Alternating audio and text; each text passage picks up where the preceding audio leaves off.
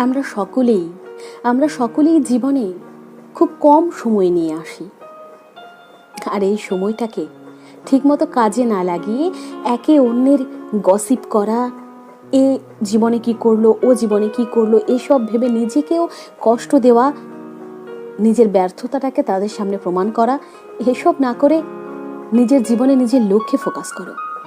কারণ যেন পরবর্তীতে তোমার পরবর্তী প্রজন্ম তোমাকে বলে না যায় সময় থাকতে এই মানুষটা সঠিক কাজ করেনি। আজকে যদি সঠিক কাজ করতো তাহলে হয়তো আমাদেরকে এমন দিন না দেখতে হতো। কারণ আমরা মানুষরা সবসময় দোষ অন্যের ওপর চাপাই, নিজের দোষটা কিন্তু আমরা কখনো সহজে দেখতে পাই না, বা দেখতে পেলেও সেটাকে মেনে নিতে চাই না। সেজন্য ওর জীবনের কথা আলোচনা করে নষ্ট না করে নিজের জীবনে নিজের লক্ষ্যের উপর ফোকাস করা উচিত, নিজেকে তৈরি করা উচিত।